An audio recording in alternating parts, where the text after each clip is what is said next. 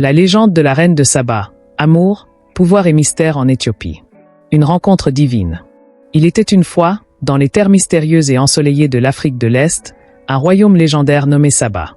Ce royaume, riche en or, en épices et en savoir, était gouverné par une femme aussi belle que sage, la reine de Saba.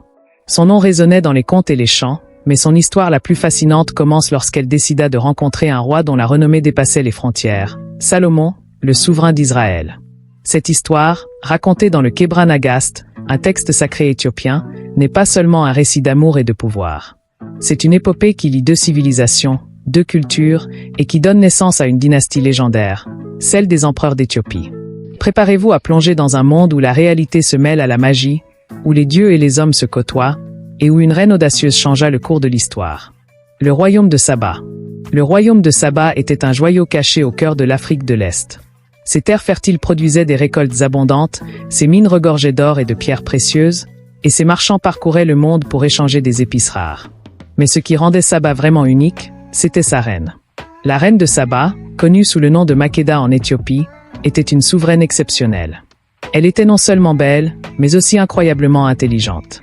Elle parlait plusieurs langues, comprenait les étoiles, et savait résoudre les problèmes les plus complexes de son royaume. Cependant, malgré toute sa sagesse, une question la tourmentait. Comment pouvait-elle rendre son peuple encore plus prospère et heureux?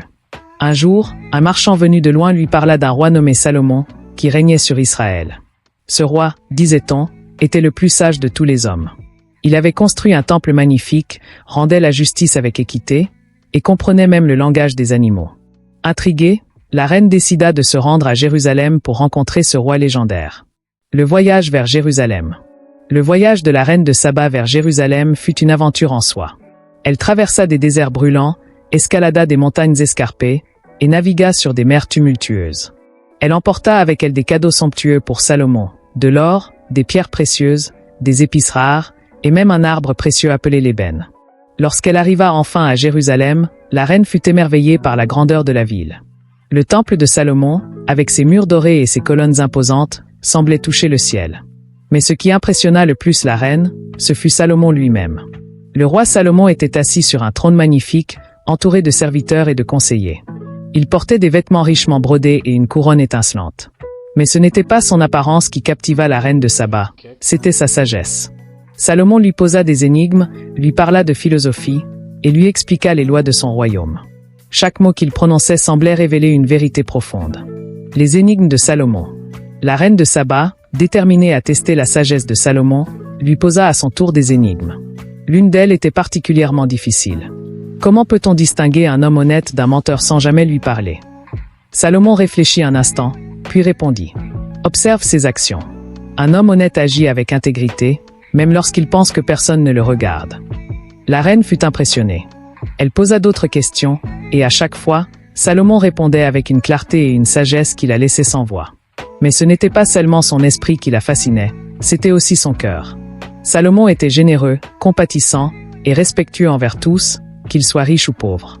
Au fil des jours, la reine de Saba et Salomon passèrent de plus en plus de temps ensemble.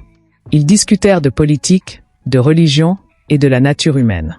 Une amitié profonde se développa entre eux, et peut-être même quelque chose de plus. L'union et le retour. Un soir, alors que la lune brillait haut dans le ciel, Salomon invita la reine de Saba à un grand festin. La salle était remplie de musique, de danse et de plats délicieux. À la fin du repas, Salomon fit une déclaration surprenante. « Tu es la femme la plus sage et la plus belle que j'ai jamais rencontrée. Reste avec moi et règne à mes côtés. » La reine de Saba, émue par ces paroles, hésita. Elle savait qu'elle devait retourner dans son royaume, mais elle ne pouvait nier les sentiments qu'elle éprouvait pour Salomon. Finalement, elle accepta de passer une nuit avec lui. De cette union naquit un fils, Ménélik. Mais la reine de Saba savait qu'elle ne pouvait pas rester à Jérusalem. Elle retourna dans son royaume, emportant avec elle les enseignements de Salomon et l'amour qu'ils avaient partagé. La naissance d'une dynastie. Ménélik grandit en Éthiopie, entouré de l'amour de sa mère et de la sagesse qu'elle lui transmit. À l'âge adulte, il décida de rendre visite à son père, Salomon. Lorsqu'il arriva à Jérusalem, Salomon fut ravi de le rencontrer. Il reconnut immédiatement l'intelligence et la force de son fils. Avant que Ménélik ne retourne en Éthiopie, Salomon lui offrit un cadeau précieux, l'Arche d'Alliance, un objet sacré contenant les tables de la loi donnée à Moïse. Ménélik ramena l'arche en Éthiopie, où elle fut conservée dans la ville d'Aksum. Ainsi commença la dynastie des empereurs d'Éthiopie, qui se considéraient comme les descendants directs de Salomon et de la reine de Saba. Cette lignée régna pendant des siècles, et l'histoire de Makeda et Salomon devint un pilier de la culture éthiopienne. Un héritage éternel. L'histoire de la reine de Saba et du roi Salomon est bien plus qu'un simple conte. C'est une légende qui unit deux continents, deux cultures et deux peuples. Elle nous rappelle que la sagesse, l'amour et la curiosité peuvent transcender les frontières et créer des liens durables.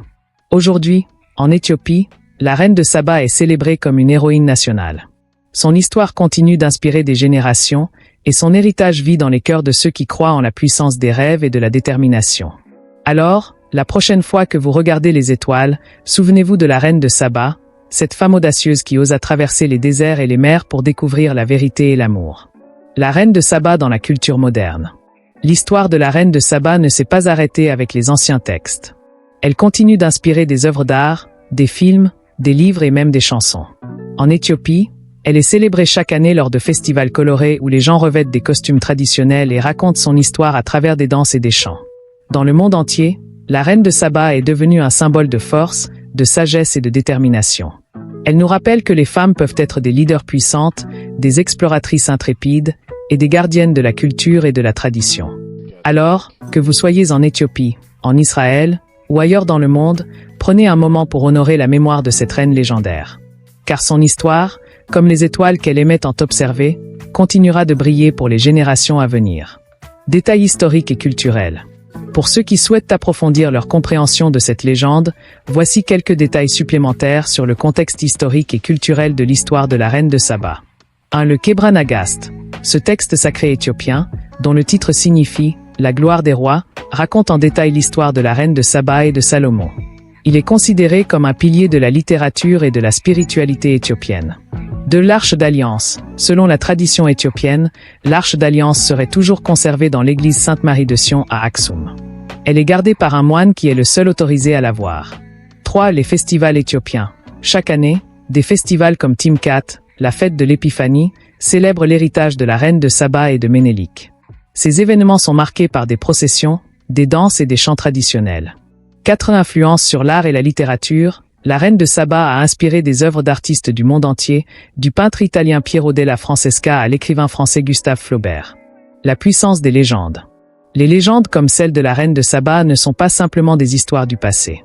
Elles sont des miroirs qui reflètent nos valeurs, nos rêves et nos aspirations. Elles nous rappellent que, peu importe d'où nous venons, nous sommes tous connectés par des récits qui transcendent le temps et l'espace. Alors, la prochaine fois que vous entendez une légende, prenez un moment pour réfléchir à ce qu'elle vous enseigne. Car, comme la reine de Saba, nous avons tous le pouvoir de créer des histoires qui inspireront les générations futures. Merci d'avoir suivi cette épopée légendaire. N'oubliez pas de liker, de commenter et de vous abonner pour plus d'histoires captivantes.